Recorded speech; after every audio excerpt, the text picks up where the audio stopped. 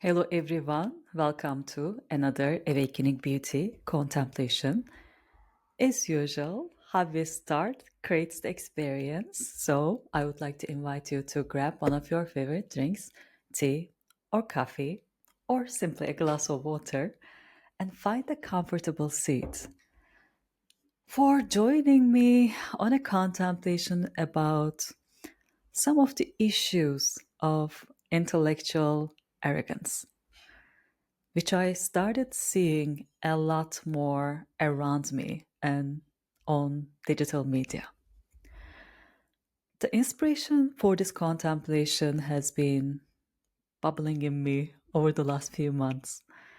At first, I came across a couple channels, and since my intention is not to attack, I will not name them. But I am sure when I describe, you can understand the type of resonance I'm talking about. In this type of channels, we have the creator, the influencer, making bold statements, making some logical analysis about a certain issue. And they are usually very bright, and the way that they make analysis from a rational thinking perspective makes sense.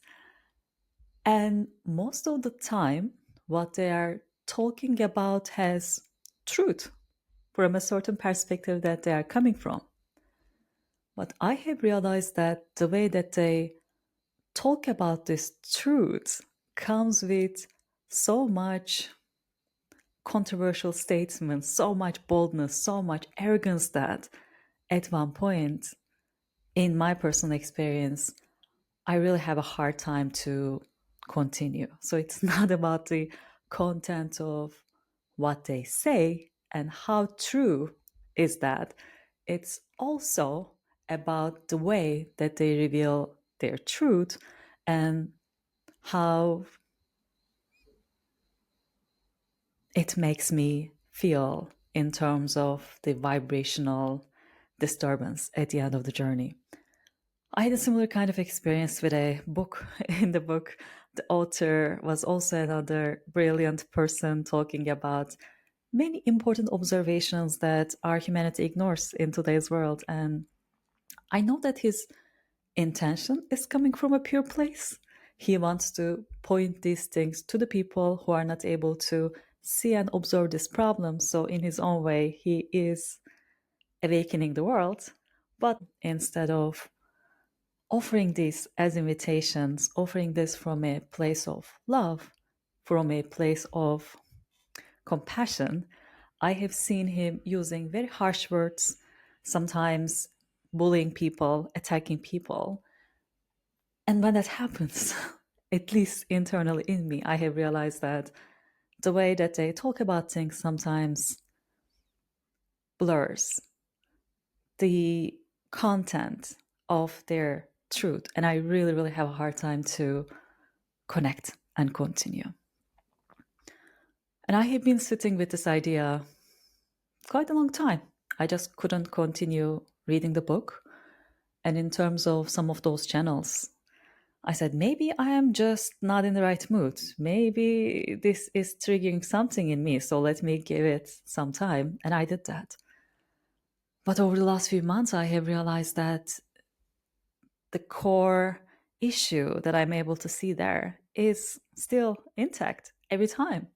Maybe what they are saying is true, yes, but the way that they say it, the energy by which they convey their truth is so disturbing.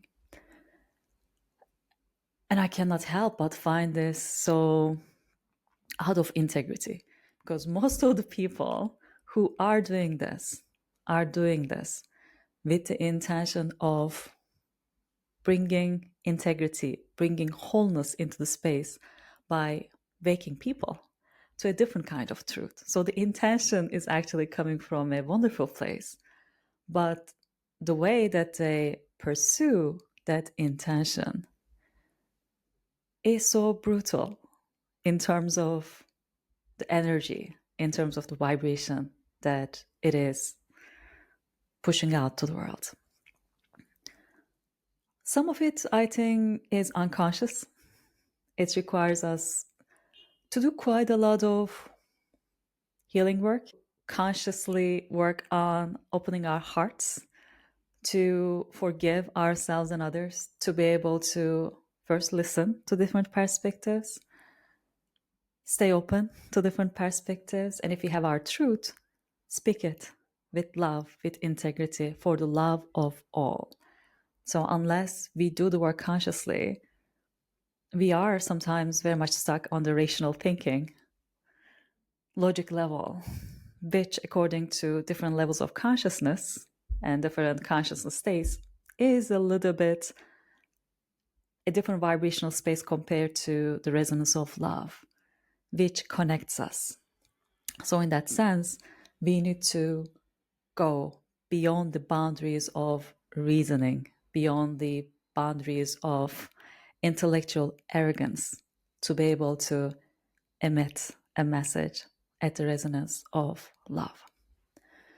But some of this is also, I think, conscious.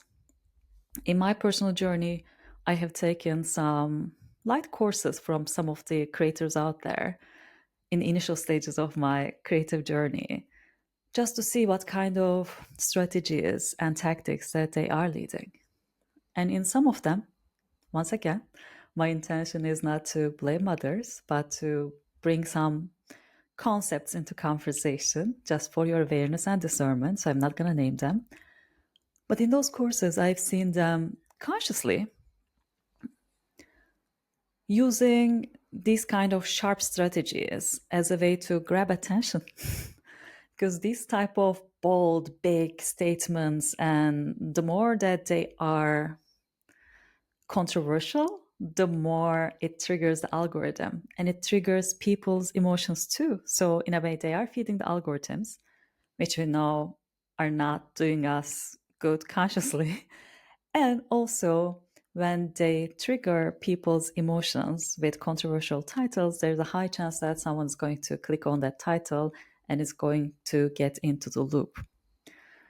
So, in that way, some of these strategies are also used to play according to rules of the game, even if those rules are not doing us any good. Why do I think this matters? I think it really matters because, in addition to what we reveal, how we reveal something is important. Like, it's important to eat healthy food, it's important to put healthy things into our bodies. But the state of mind, state of energy that we are in while we are putting that food into our bodies is as important as the food. And especially if these people are coming with the intentions of bringing clarity, bringing wholeness, bringing some of the missing perspectives out to the world. I think that intention deserves to be revealed in love, to be extended with compassion. There is a spiritual teacher who said a beautiful reminder in that regard, David R. Hawkins. He says, truth needs no defense. So when we are saying our truth, if it's really coming from an integrated point of view, from true wholeness, true healing, it should include all points of views. Even if we are challenging a different point of view, controversial to the norms of society, to the norms of the external world, we should be still able to do it with love, respect, for the dignity of humanity, for the love of humanity, for the love of us, our peers. So, if this is the context, what can we do? I think if you are a creator listening to this, we can create from that wholeness. We can model that wholeness that we would like to see more in the world. I like Gandhi's saying, he says, in a gentle way, you can shake the world. With love, with gentleness, we can reveal our message, even if it's controversial, but we can do it in a way that is respectful, that is humble, that is invitational, not harming, not blaming, not ignoring the truth of others, and not using these as manipulation strategies to play according to broken rules of the game, the social game that we are in. That's one aspect. The other aspect is, which I assume is true for majority of my subscribers, if you are a listener, not a creator, this means you consume content on YouTube or also in the form of books in your regular life. I would like to invite you to be a lot more discerning, not only about the content, but the energy behind the content. And there are a couple simple things that you can do, which I do at the end of consumption or during the consumption. The first thing is presence, doing a simple body check. How are you feeling when you are listening to this? Do you feel you are open? Do you feel you are curious? Do you feel you would like to learn more because whatever that person is presenting is different than what you expect it to be?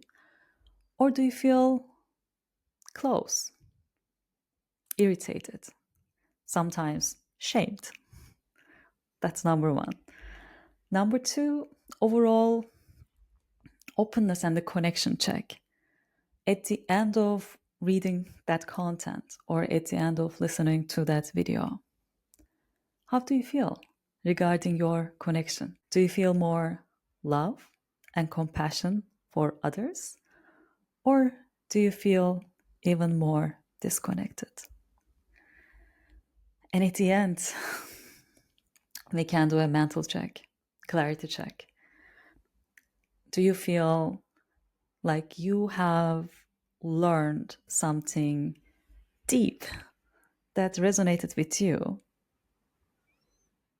Or do you feel like you got some certainty that created a little bit more blockage in you, that blocked your openness to what might reside in the other side of that knowledge? Sometimes the less we know, the more we assume that we know. Truth needs no defense. I think the true signature of wisdom is humility. Because the ones who know the most know that they don't know. Or at least they are humble enough to acknowledge that they might not know all the answers. And indeed, this is the beauty of life. Coming back to my definition of beauty, beauty is the unity of our diversities. So I'm so happy that we are different. We are different because we see the reality from different angles. And what makes this life so beautiful, so full of surprises, so full of awe and beauty is that differences. What we need the most is really an open heart, an open mind to listen to each other more, to love each other more, to have compassion, forgiveness for ourselves, for each other more. So my invitation here is really exercising more discernment, not only about the content we consume, but how that content we consume make us feel. Because that's also another part of wholeness, health. And you can start here in this video. At the end of listening to this, I think I have made a controversial argument from a logic sense, but I tried to do it with an open heart, with an open mind, with humility, with respect to the dignity of all.